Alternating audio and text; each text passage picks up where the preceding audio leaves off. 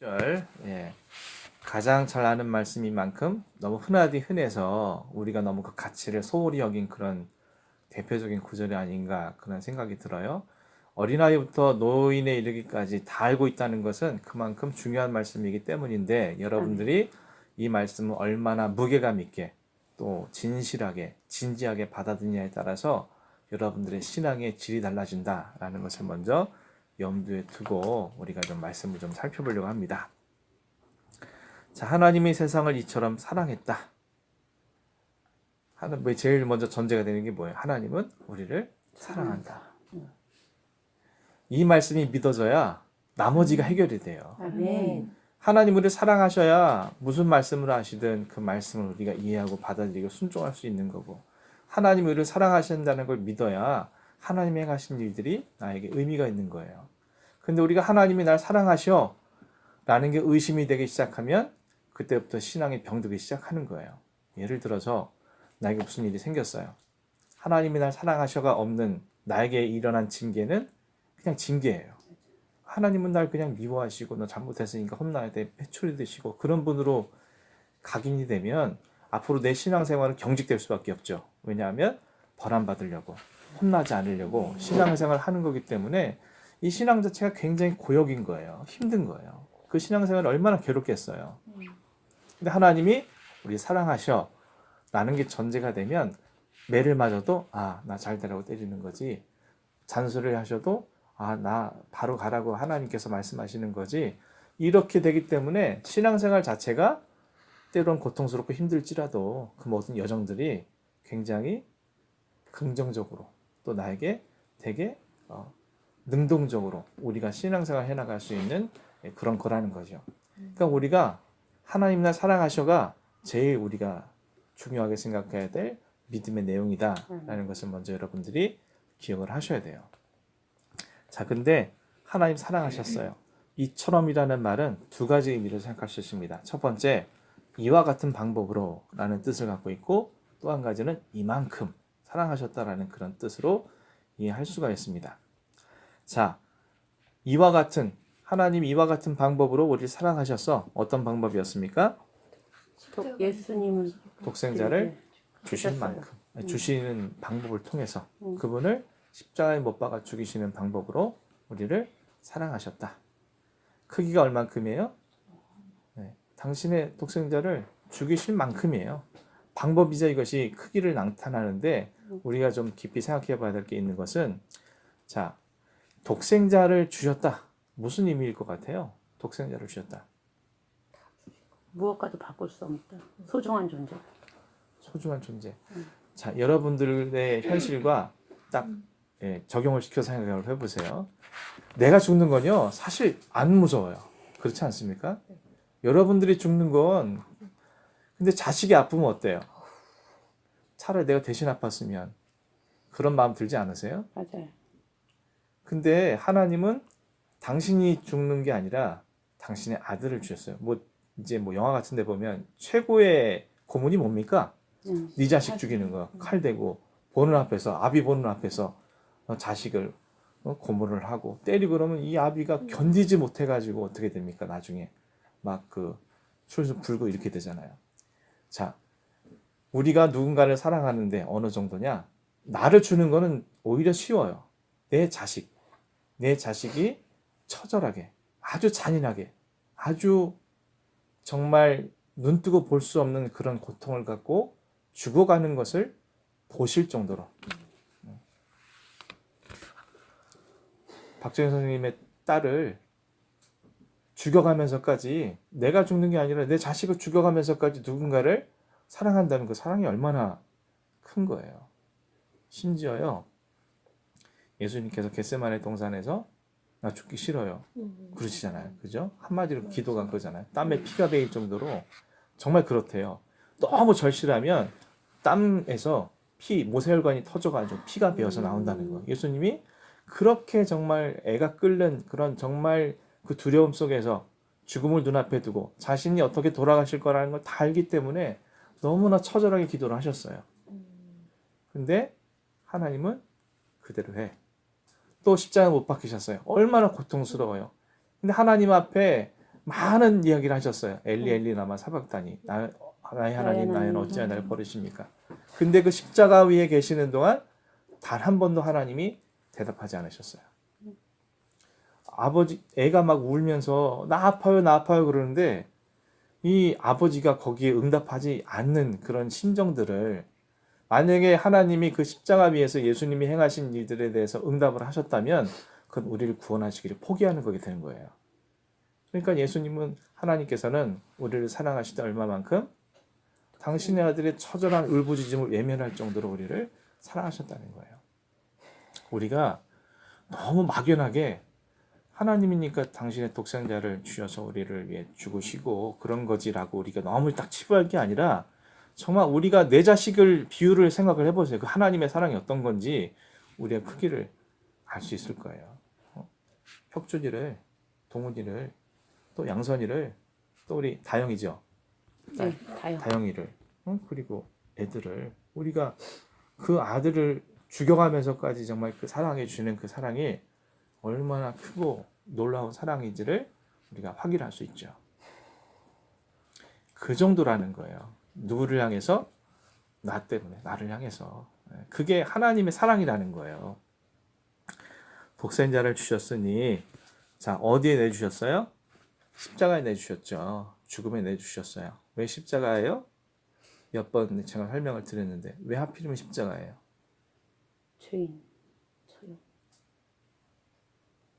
십자가형은 어떤 사람들이 못 박혀주는 곳이에요? 중죄인들이 처형. 중죄인들. 정말 극악 무던 사람들.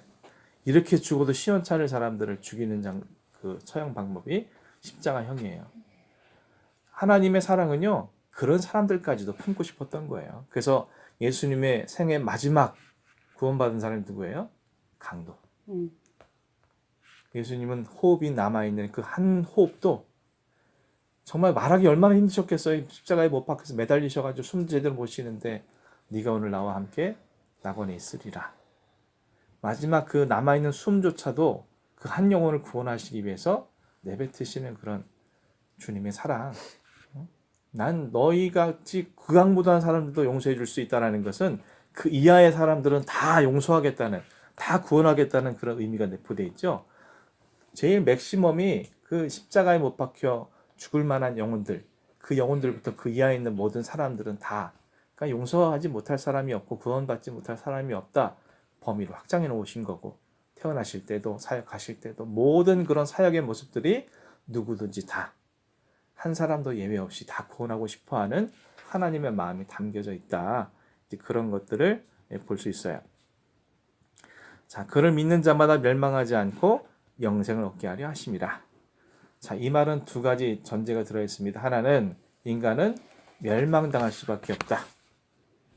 왜 멸망당해요? 왜 멸망당합니까? 원죄로. 예. 아담과 하와가 선악과 따먹었잖아요. 지네가 하나님 되고 싶어서. 그래서 하나님이 너 이거 먹으면 죽어 라고 경고를 하셨음에도 사람들이 하나님 말씀 믿지 않았죠. 그래서 그걸 따먹어서 멸망을 받게 되었어요. 근데 하나님 우리를 어떻게 하시는 분이라고? 사랑하시는 분. 멸망하게 놔둘 수가 없었어요. 이대로 하나님께서 인간을 포기하실 수가 없었던 거예요. 왜냐하면 너무 사랑하시니까.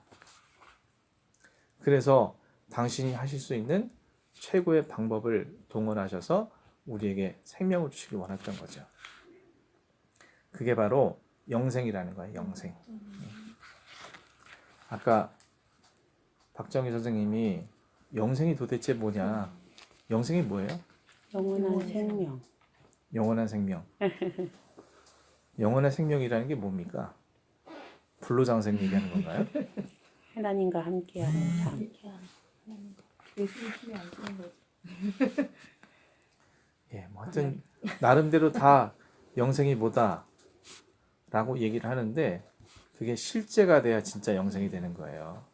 자, 영생을 가진 사람과 멸망을 가진 사람들의 차이점 볼 수 있습니다. 어디에서 볼 수 있느냐? 자, 사망이라는 것에서부터 파생된 것들이 많이 있어요. 파생된 것들. 그 다음에 두려움도 있을 것이고, 염려도 있을 것이고 시골은 맛 근심도 없는데. 있을 것이고 예, 드셔요? 네, 드셔요. 근심도 있을 것이고 이 사망으로부터 파생된 많은 것들이 우리의 삶을 짓누르고 있어요. 자, 여러분들의 삶을 한번 들여다보세요. 어려운 문제가 생길 때 영생을 지닌 사람은요 초연해요. 그 부분에 대해서 염려하지 않아, 걱정하지 않아. 왜? 난 죽어도 살겠고, 어? 난 영원한 생명이 이미 주어졌는데 예수님께서 나사렛 죽음을 두고 말씀하셨잖아요. 응? 너희들은 이미 죽어도 살겠고 살아서 믿는 자는 영원히 죽지 않을 거야. 이 약속을 받은 사람들은요, 그 힘들고 어렵고 문제가 생기고 고난이 있고 여러 가지 문제를 넘어서서 내게 주신 영원한 생명으로 인해 그 모든 것들을 극복하고 넘어설 수가 있어요. 근데 이런 영생에 대한 확신이 없는 사람들은요, 아주 작은 일에도 일희일비해요. 정말 좌로 우로 막 휘청휘청거려.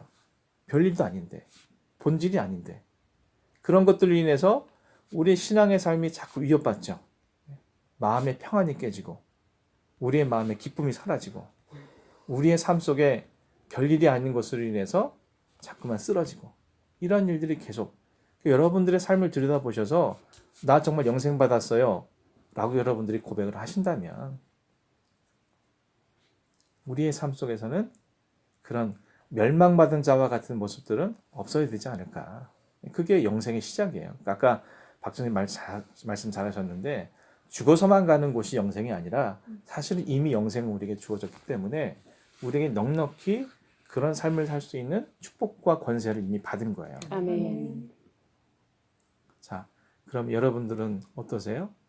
영생 받은 자입니까? 아니면 아직도 사망의 그늘 아래서 막 힘들어하고 지쳐하고 평안이 깨지고 그런 상황의 사람들입니까? 왔다 갔다 해요. 왔다 갔다. 그럼 천국과 지옥을 왔다 갔다 하는 것처럼 영생과 멸망이 왔다 갔다 한다. 좀 비참하잖아요. 인간인지 그러니까요. 어쩔 수가 없어요. 인간인지라. 그러니까 우리가 이제 그런 얘기 흔히 하죠. 예수님이 너희들 기도해라. 그러니까 너무 피곤해가지고 졸았잖아요. 그러니까 예수님 뭐라고 말씀하셔요? 육신 마음은 약하다. 온이로되 육신이 육신이 약하다. 예수님이 그럴 수 있지 뭐 이렇게 얘기하신 것 같아요? 아니요. 마음이 원하면 육신을 넘어설 수 있어 라고 말씀을 하신 거예요. 마음이 없기 때문에 그들이 기도 안 한 거지 육신이 그 약해. 말씀이에요? 그럼요. 자, 예를 마음이 들어서 원하면은 그 잠도 깰 수 있다 그 말씀이었구나. 나는 그냥 아까 한 대로 그럴 수도 있어 이렇게 이해하시는 말씀이 이렇게 그거는 인간들이 그냥 그렇게 이해하고 싶은 거지. 핑계거리가 되잖아요. 자기 듣고 싶은 것만 듣고. 맞아요. 핑계거리가 되잖아요. 예. 그러면 예수님이 너희들 피곤하니까 시험 들 수 있어. 그러니까 시험 들어라. 이렇게 얘기하시겠어요? 아니죠. 자, 여러분들 연애할 때요. 어떠세요? 몸이 피곤하다고 뭐 남편이 남자친구가 부르는데 안 나가요? 예? 피곤하다고 해서 학 1000마리 잡다가 정말 힘들다고 해서 안 접어요? 아니죠. 마음이 원하면 육신을 넘어서는 거예요. 사랑하면 천리길도 가는 거고 사랑하면 아무리 피곤해도 그 사람을 위해서 학도 1000마리 접는 거고 사랑하면 별의별 짓을 다 하잖아요. 사실 그게 굉장히 피곤하잖아요. 어디 보니까 사랑은 부지런해야 한다고 그러는데 얼마나 그 사랑 때문에 그 마음 때문에 우리가 모든 육신을 초월하는 일들을 해요. 제가 오죽하면 서울에서 부산 대구까지 새마을로 3시간 50분을 타고 다시 3시간 50분 타고 올라가고 잠깐 보고. 예, 1시간 보려고 7시간 왔다 갔다 하겠어요. 한 번 아니에요. 몇 번 그랬어요. 그랬다니까요. 마음이 원하면 육신을 넘어서는 거야. 자, 그런데 우리가 영생과 멸망 왔다 갔다 해요. 인간이니까 그럴 수 있죠. 이게 마음이 원하면 안 될 게 없어요. 네. 그게 믿음인 거고. 아멘. 자, 우리가 이 3장 16절을 가벼이 보지 마시고 자기 성찰과 또 하나님의 약속하신 은혜와 그 사랑 앞에 정말 날마다 감사와 감격을 갖고 살아가야 할 그런 중요한 그런 구절이라는 것을 여러분들이 반드시 기억하시기를 바랍니다. 아멘. 자, 17절에 하나님이 또 말씀을 하시죠. 하나님이 그 아들을 세상에 보내신 것은 세상을 심판을 하심이 아니요 그런 말미암아 세상이 구원을 받게 하려 하심이라. 하나님께서는 심판하시기 위해서 이 온 우주 만물을 다스리시는 분이 아니에요.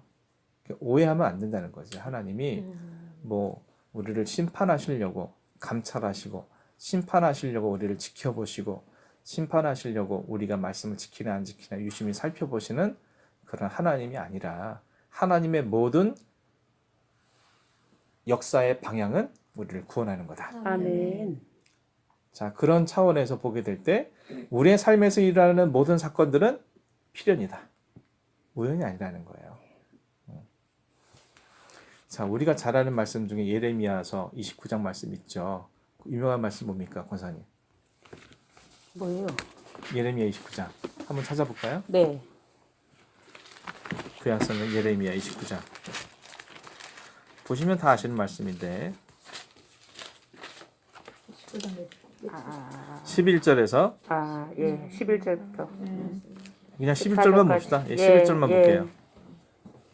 29장 11절 같이 읽겠습니다. 시작. 여호와의 말씀이니라. 너희를 향한 나의 생각을 내가 아나니 평안이요 재앙이 아니니라. 너희에게 미래와 희망을 주는 것이니라. 아멘. 이 말씀이 언제 주어진 말씀이냐면 이스라엘 백성들이 포로 생활, 바벨론에서 포로 생활을 하는 그 사건을 두고 하신 말씀이에요.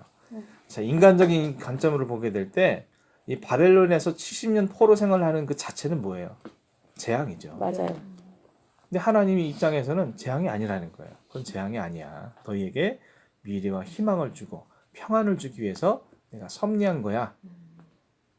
그러니까 우리가 아다라고 어다르다고 심판이라는 관점으로 보게 되면 이건 저주예요. 재앙이고 하나님 버리신 거야. 하지만 하나님께서 그들을 구원하시기 위해서 필연적으로 필요한 사건이라고 이해하면 70년의 포로 생활이 어떻습니까? 하루하루가 힘들지만 그래도 소망이 있는 거예요. 그래도 살아갈 이유가 있는 거고 이런 어떤 그런 힘든 세월들을 이겨낼 수 있는 원동력이 되는 거예요. 근데 심판이라고 생각하면 정말 하루하루가 얼마나 고역이겠어요. 예. 얼마나 그 인생 자체가 정말 비참하겠어요. 자, 그런 차원에서 우리를 돌아보면 자, 우리 주변에서 일어나는 모든 사건들은 뭐라고요? 필연. 우연이 없어. 그러면 우리가 어떤 자세를 가져야 돼요? 하나님이 나를 구원하시기 위해서 나에게 보다 온전한 신앙이 되기 위해서 나의 모든 삶들을 아주 세밀하게 지금 계획하시고 섭리하시고 모든 것을 운행해 가고 계신데 우리가 그런 걸 두고선 왜 하나님 이렇게 하셨어요? 라고 이야기를 한다면 우리가 심판받은 자입니까? 아니면 구원받은 자입니까? 스스로 심판을 하는 거예요, 내 자신을. 그런 거 아닌가요? 하나님이 내게 나를 사랑하시고 나를 구원하시기 위해 이 일을 베푸셨어 라고 우리가 그런 시선을 갖고 믿음을 갖고 이 사건을 대하는 것과 하나님이 나에게 왜 이러셨어 라고 생각을 하면서 대하는 것과는 결과도 다르고 과정도 다르고 모든 것이 다를 수밖에 없는 거예요. 자, 여러분들의 삶을 잘 짚어보세요. 여러분 요즘 뭐가 제일 불만이에요?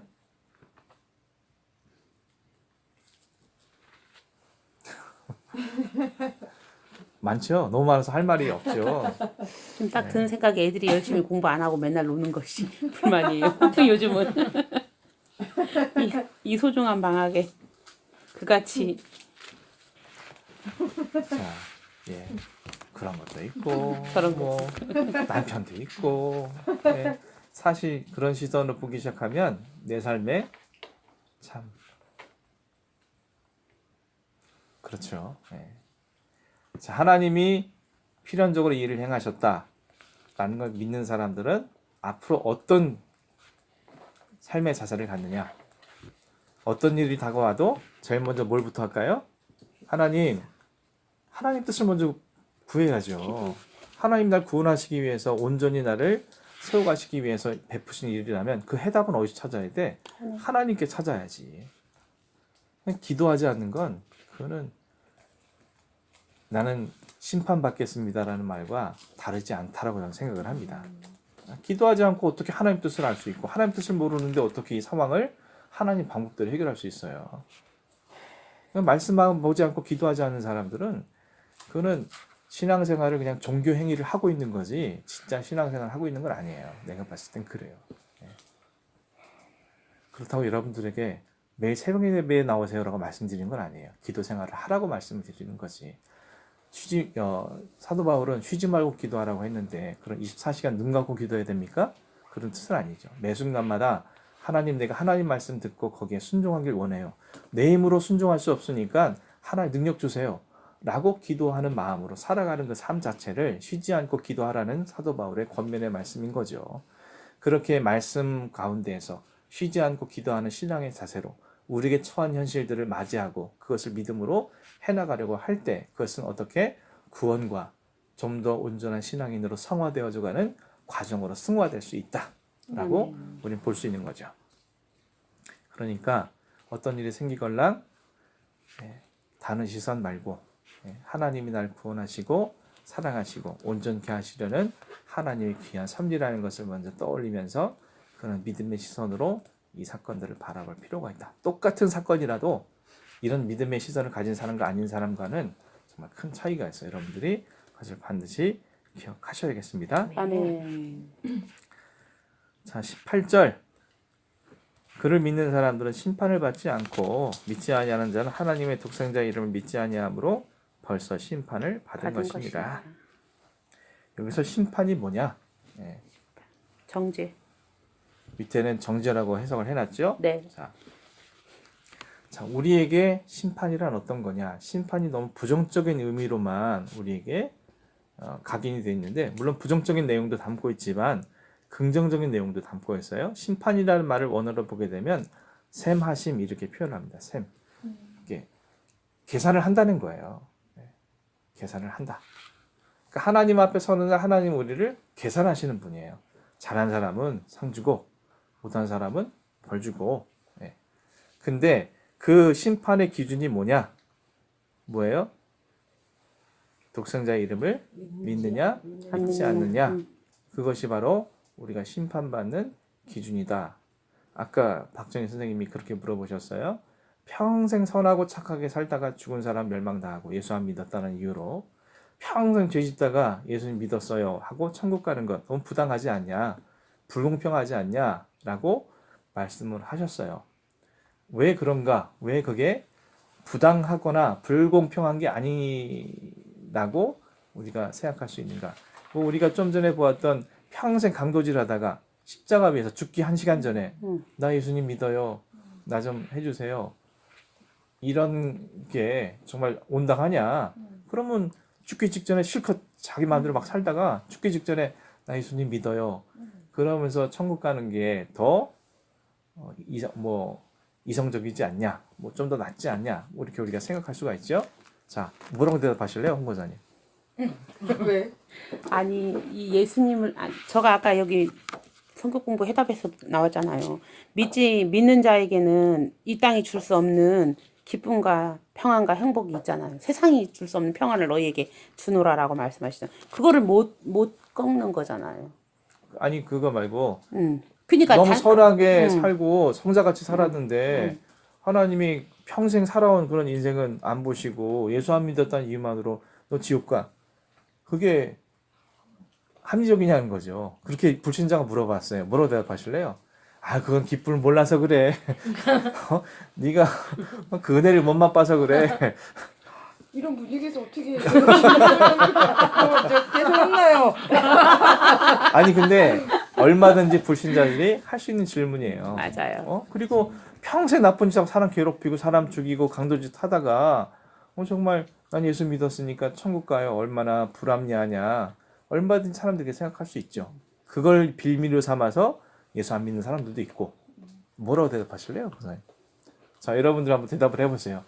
저는 의문만 드는데. 의문만 정의하고 동감이야? 목사님이 여쭤보셨잖아. 대답을 아니, 뭐라고 대답하실래요? 웃기만 하셔. 아니 근데 우리가 왜 예수님을 믿는데요? 우리가 예수님을 믿기 때문에 하늘나라를 소망을 두기 때문에 정말 그 심령들이 불쌍하고 안타깝기는 하지만 예수님 안에 있는 것과 밖에 있는 것은 아주 다르잖아요.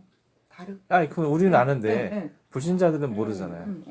예수를 모르는 사람들인데 그 사람들은 우리의 어떤 드러난 그런 표현되어진 것만 보고선 얘기를 하는 거잖아요. 아니, 근데 만약에 네. 그 죄 지은 사람이 그 죽는 순간을 알까?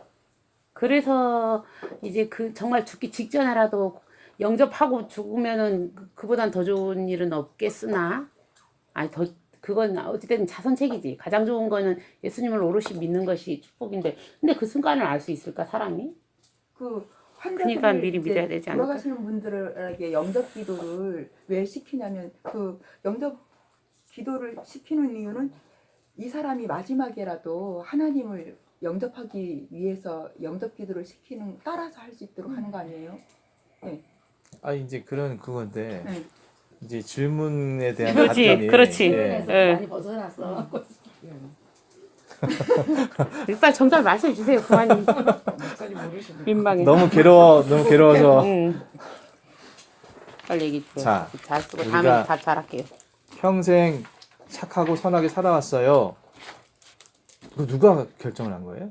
하여간 우리 그냥 사람들이 자기 스스로 맞아. 아 이게 누가 아니 이 사람이 예를 들어서 지연아 성도님이 매일 와서 어린아이들에게 빵도 주고 불쌍한 아이들한테 설탕도 주고 뭐 많은 착한 일을 했어요. 정말 우리가 흔히 말하는 착한 일을 했어요. 근데 그게 선하다라고 누가 이야기할 수 있냐고요. 예를 들어서 지연아 성도님이 그렇게 한 거는요. 이중적일 수 있잖아요. 예를 들어서 이 국회의원들이 나와서 막 사람들한테 막 국 나눠주고 뭐 노숙자들한테 막 나눠주는데 왜 해요? 목적이 뭐예요? 진짜 착해서가 아니라 보여주는 거잖아요. 보여주는 거. 그냥 겉으로만 그렇게 하고 이중적인 그런 어떤 마음으로 하는 사람들도 있잖아요. 그렇죠. 근데 우리가 보았을 땐 어떻게 해요? 저 사람 착하다. 진짜 국회의원이다. 멋지다. 저 사람은 정말 법 없이도 할 사람이다. 이렇게 얘기를 해요. 근데 그 선과 그 악의 기준을 누가 그걸 정했냐고. 우리가 정할 수 있어요?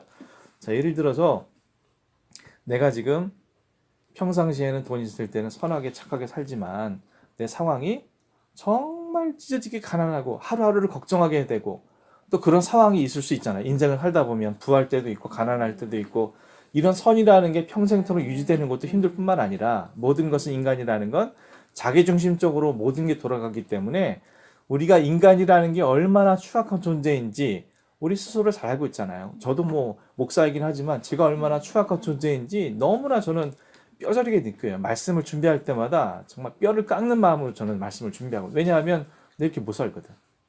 나도 못 사는데 이걸 전해야 되니까 전하는 게 사명이니까 제가 준비해 전하는 거지 보면서 너무너무 괴로워요.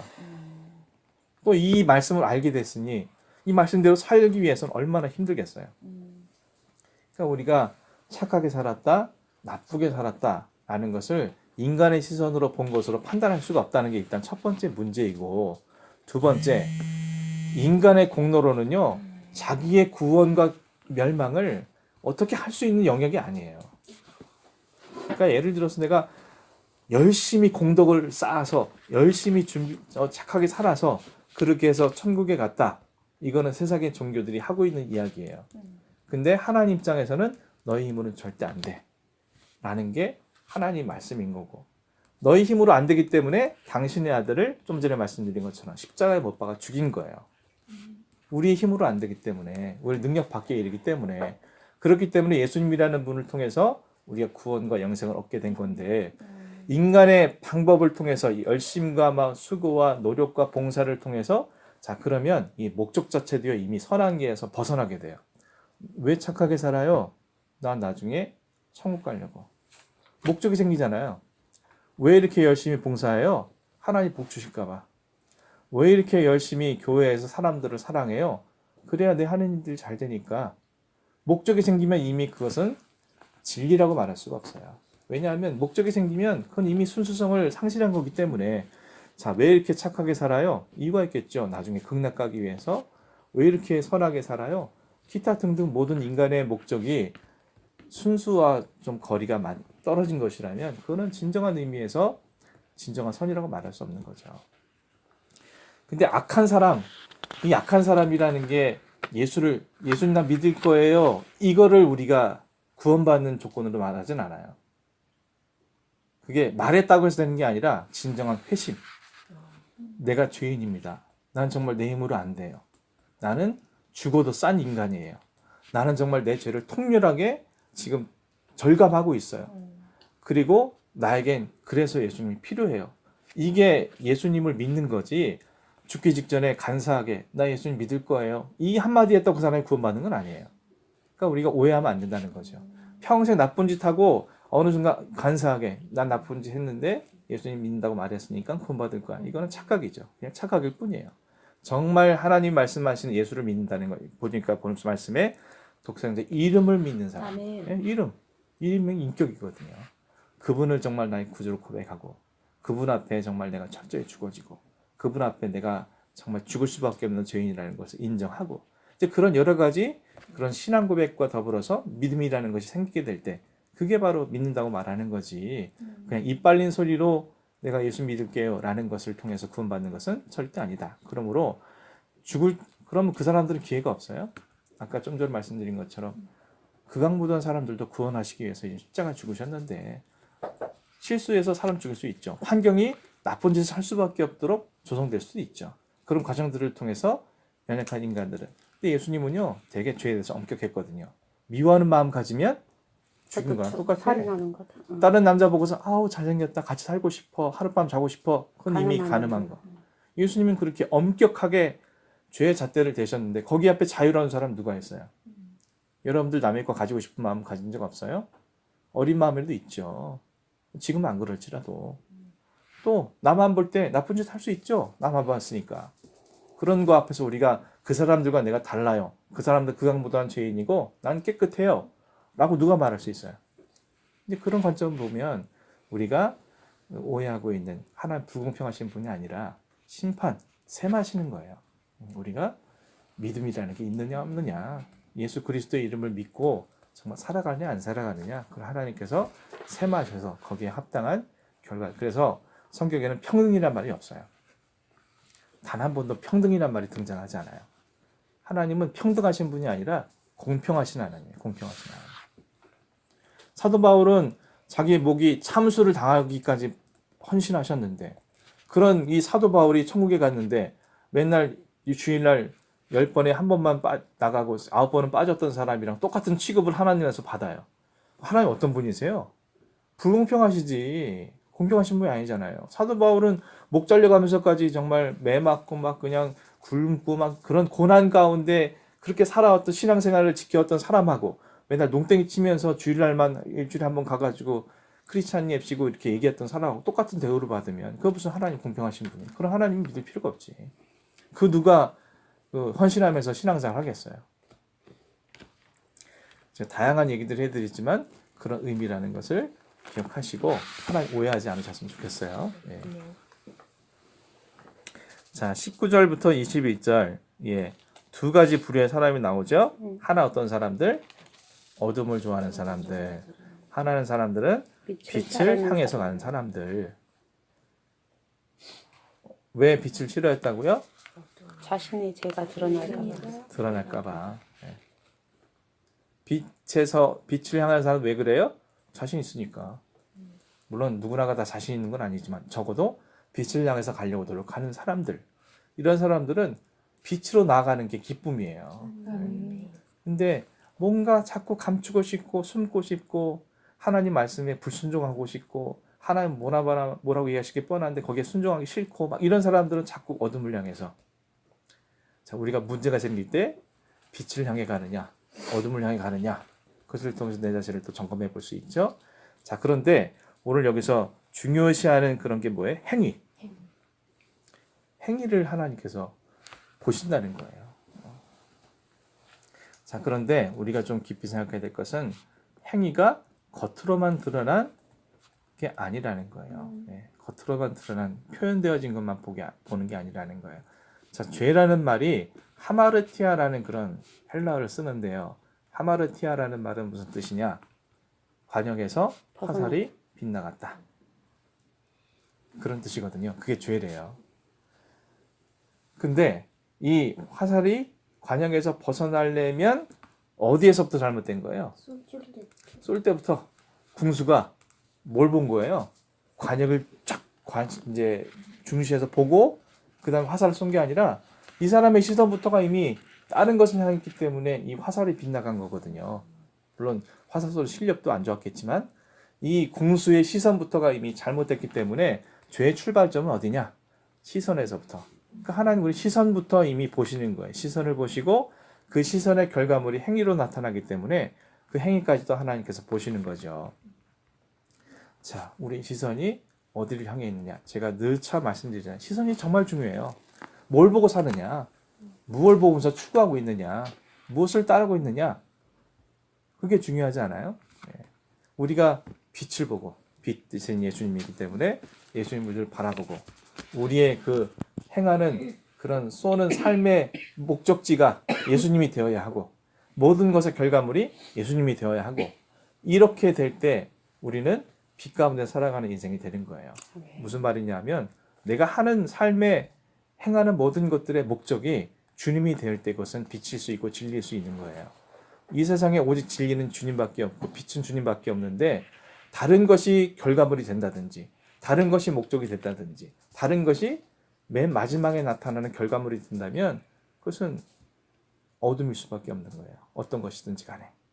그러니까 여러분들이 행함의 목적이 주님이 돼야 돼. 아멘. 그래야 빛일 수 있고 그것이 진리일 수 있고 우리가 예수님께서 말씀하신 영생 얻은 자의 삶이 될 수 있는 거예요.